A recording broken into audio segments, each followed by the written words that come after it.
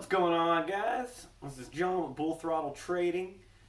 Today I just kind of want to do a video back on the instructional side of things, going over the MACD indicator.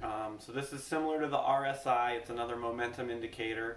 So I just kind of wanted to give you a quick rundown on what this indicator does and how I use it to make better trades. So if you guys are ready, play my music.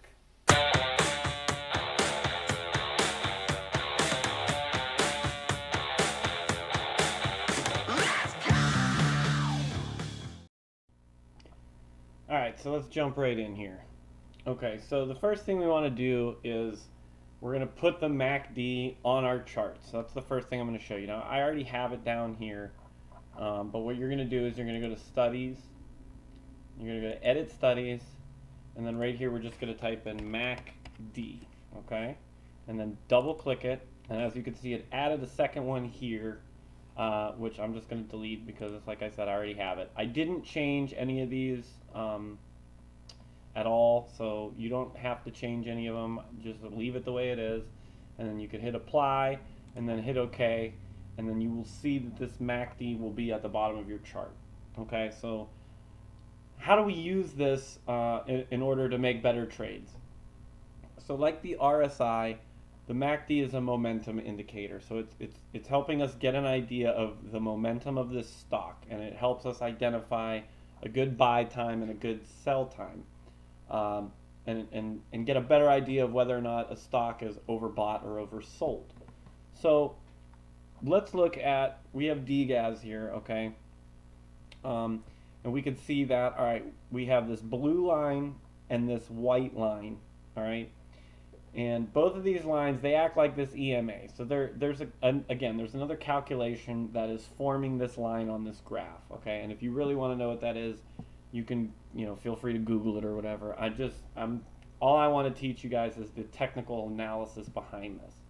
So typically, whenever we see that the blue line is above the white line, this is indicating that we are in an upward trend, meaning that, we're going to see these higher highs, higher lows. The stock's momentum is going upward, okay? So when we're watching the stock and seeing what it's doing, let's say we jumped in a little bit later than when the market opened, okay? And we see that, all right, let's say we opened it up and we're at this point right here, okay? And we're seeing that, all right, DGAS is going up, and you think like, oh, I want to buy because we're in this uptrend and I want to keep going up. Well, as you can see, it started to tank. Well, I don't want to say that it tanked, but it bounced here and it started to go down. And we have indication by looking at this MACD that we can kind of predict that this was coming, okay? So going back to here, we can see, all right, we're starting this uptrend. We're starting to go up, okay? And we have these green bars that are getting longer, and you can see that if a green bar is longer than the one behind it, that it's this bright green. And then we can see that as they start getting shorter, meaning they're not as strong, then they're this darker green. So this is giving you an idea of the direction change, okay? So we can see that we had these bright green bars until we got to this point here. And then once that we started on this candlestick, we can see that, all right, we're starting to lose momentum. And if we look at this blue line at this same point, we can see that the blue line is no longer moving in an upward direction. It's starting to plateau. It's starting to flatten out, and it's showing us that this stock is now losing momentum, and there may be a change of direction. So if you were holding it, let's say you bought DGAS right here, and it's going up, going up, going up, and we get to this point where we see, all right, we've now got a bar here that's less than this one. And this blue line is starting to level off. It's starting to flatten out. Maybe this is a good time to lock in profits. It's showing that our momentum is now starting to change, okay? And we can see that's exactly what happened. So right here, when this started to plateau, flatten out, we now started seeing DGAS sell off, okay? And we can see, all right, it continues to go down, go down. Now we see right here, this blue line intersects with the white line, okay? And now this is showing us that there's a downtrend, okay? And we can see that by, we have, now the bars have flipped, okay? So now whenever the white line is on top of the blue line, you're going to see these red bars. And this is showing you downward momentum. And it works the same way, just reversed. So we can look at this and we can see, okay, we're getting more momentum moving downward. Okay, we had this bar here that we reached a level. Then we had the second bar here that we reached a level. So we're starting to see that, all right, we're losing this downward momentum, okay? And it's starting to pick back up, okay? Now this doesn't necessarily mean, okay, we've bottomed out, it's starting to go back up, let's take a position.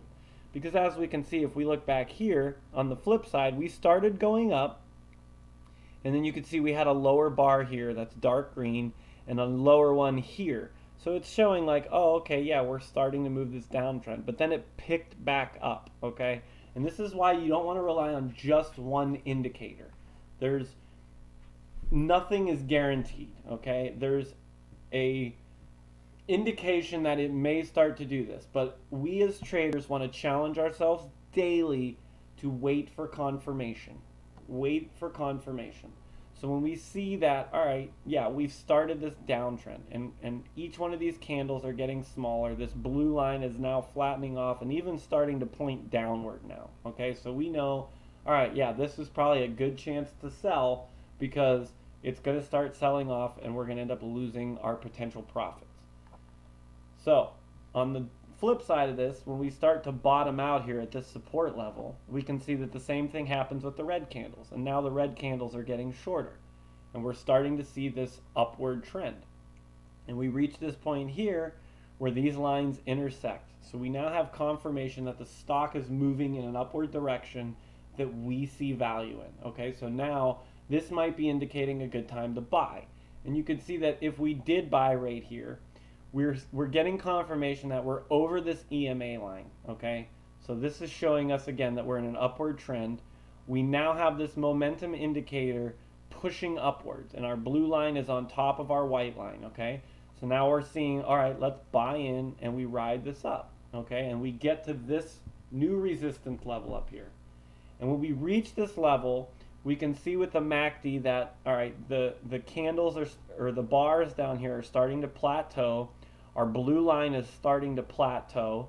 And using the MACD with the RSI indicator, we can see that the RSI indicator is it's in the red here. So we're over that 70.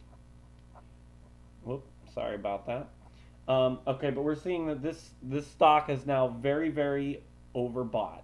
Okay, so now this is probably a good opportunity once again to lock in our profits. And then as you see, if you would have done that here, then it starts to go back down again. And we can use this, we can see all this on the MACD. Again, we don't want to rely strictly on the MACD. What we have to understand is that all of the data that's happening that is creating this MACD is all in the past, okay? So you don't ever want to make a decision to take a position based on one indicator, all right? It's showing you what has already happened. It is not predicting what will happen next. It's just giving you an indication. And as you could see, we could see that it gives you these curves where you can kind of start to see, all right, yeah, we're leveling off here. Okay, but now we aggressively sold off here and we're staying low. We're staying low. And then we're starting to see this change of direction. So practice using the MACD.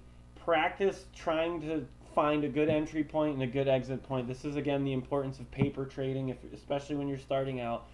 Get used to using these indicators. Get comfortable using them. But, again, don't strictly rely on them in making a decision. You have to kind of use them with the other indicators and get a better idea of what a stock is doing.